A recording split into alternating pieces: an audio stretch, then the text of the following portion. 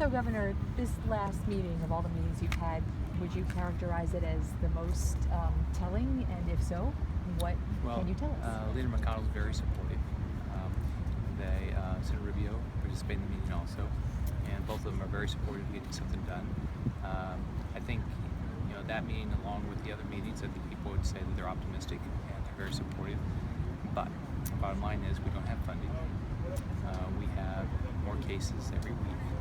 We have pregnant women in our state that are worried about having a baby because we don't have a vaccine. We don't have enough research. The federal government needs to be a partner in that. The federal government, whether it's taking so long to give us more lab support, whether it's not giving us prevention kits, they give the same kits to Puerto Rico, but they won't give them to the state of Florida. I don't get.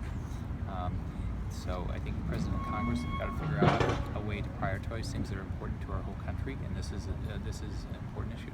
So this morning, I'm sort of sensing a different tone than this morning about the possibility of getting this cleanly on the CR without muddying the waters, with other provisions. Do you walk away from Leader McConnell's office a bit less optimistic than you were this morning? No, I don't. I tell people. People want to ask me always about this clean bill stuff. I don't get clean bills on my desk. Okay. They've got to say to themselves, like I think about Senator Nelson. There's no bill that's a perfect bill for anybody, I assume. Everybody has something different they would like in the bill. But you've got to vote overall what's good for your state.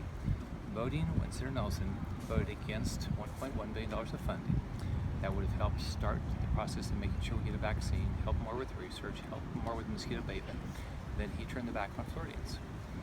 A number of the Republicans that you've spoken with over the past couple of days, while they were supportive of the GOP bills, also support the so-called clean bill. Now you don't seem to have a position on either way? Or? I have a position on funding. My position is we need the funding.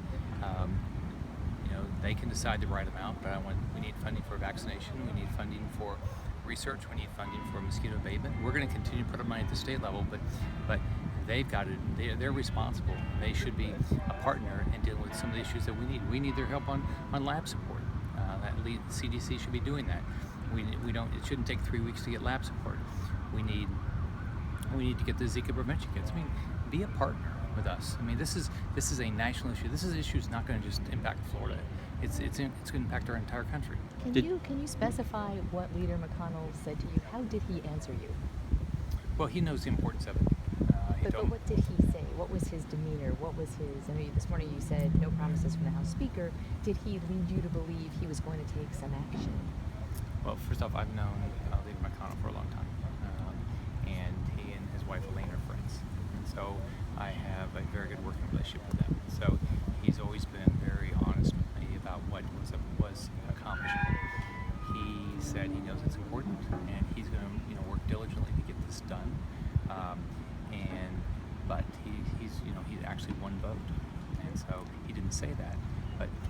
But I know the ration. He gets one vote.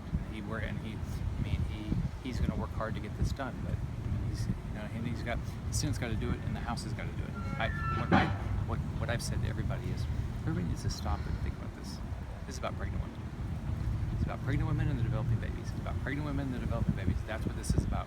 I've got 2 daughters that are childbearing age, and they're thinking about this every day. I know I have so many people that work in my office, they're thinking about it every day. So as you get on the plane today to leave, what is your takeaway from your tough days here? I think clearly people know there's an issue, but there's a lot of politics out here. I think the time for politics is over. I think it's wrong when people are not focusing, they're more focused on some other political issue rather than making sure that we're focused on a vaccine. We need to be now. We should have been doing it 3 months ago. We can't do anything about that, but we should be today. Focused on how do we get a vaccine done? How do we get the research done? There's so much we're still learning about Zika. If you just stop and think about it for a second, we had our first travel aid case in Florida in February. I declared a public health emergency at that point, and there's a lot of new information that's been coming out. How disappointed are you leaving right now? Well, if you listen to what people have said, everybody has said to me that they want to get something done. say everybody would say they're optimistic. Anybody said they're pessimistic in getting something done, but everybody wants to explain the politics to me. I don't know how this can be political. I mean, just stop and think about it for a pregnant mother that wants to have a healthy child.